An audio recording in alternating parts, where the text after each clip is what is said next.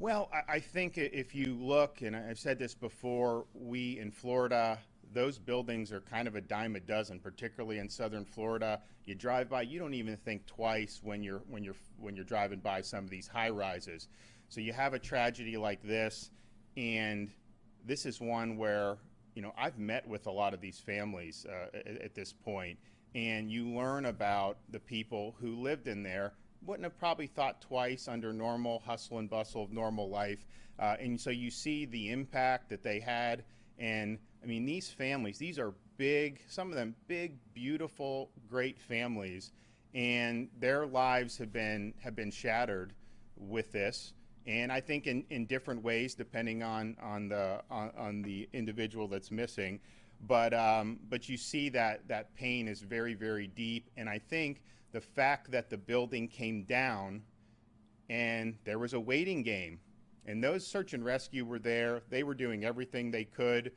They did everything right. The Israeli team, when they came, said that those Miami-Dade folks were doing everything right.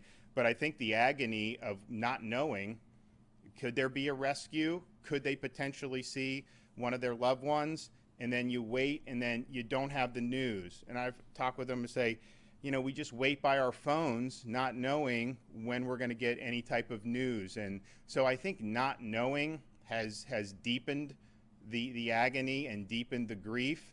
And of course, those guys are working around the clock to be able to identify everybody. But it's been, I think, a unique tragedy. You don't expect to see that many folks impacted. When I first got the reports early morning, they said a partial collapse, and I was thinking like maybe some balcony or some part of a building, but then when you look at it, I mean, it was a massive collapse of a structure, which just doesn't happen in this country, and I think it's been devastating for Surfside, but also the broader community in southern Florida, and really Florida and throughout the world. I mean, those folks, we have people coming from all over the world to mourn the tragedy. And these are folks who touch people. I mean, I talked to the Israeli prime minister. I mean, obviously they sent folks. We have a lot of folks who had connections in Latin America, and then obviously right here in our own communities. And so it's going to be tough. I think it's going to be tough to get everyone back on their feet. I mean, even the folks who didn't lose anyone but then left their units. I talked to folks that literally, if their unit was 10 yards more in one direction, they would have been in the rubble. And they actually have pictures of showing as they're leaving. You have people that escape. That's a very traumatic experience. And then all their possessions are basically gone. Their home is now gone. And I was, when the building was demolished, I asked, is there any way we can let them go in and get their possessions? And every single person said it was too dangerous to be able to do that. And so, and that's very sad, because you have everything from valuables to family heirlooms to all these other things. So now yes, all of them 100% thankful that they're alive and with us.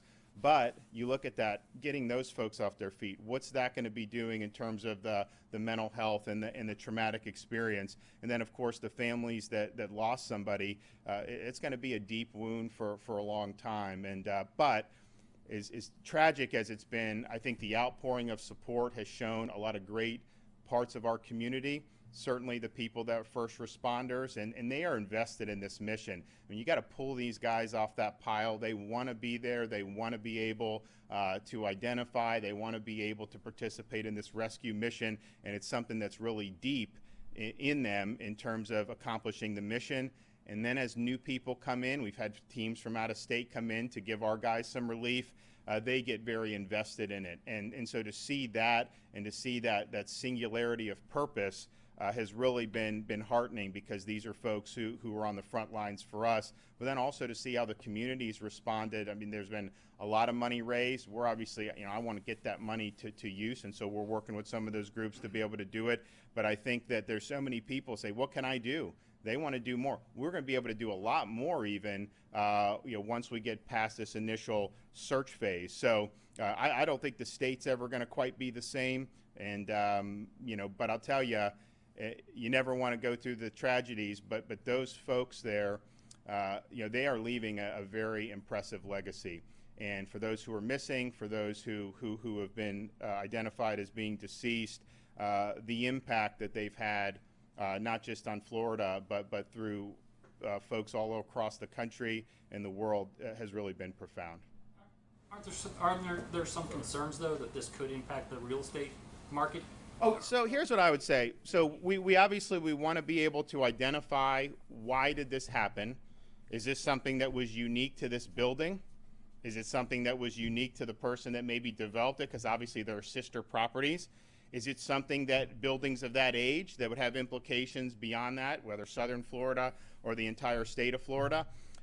I think we need to get those definitive answers. I can just say, just having talked with people who've been on the scene, people who've done stuff, I think that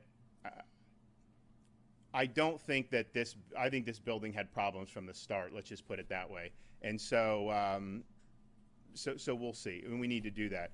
But so I wouldn't jump to conclusions about it. But at the same time, if there is something identified that would have implications broader than Champlain Towers, then obviously we're going to we are going to take that and act as appropriate.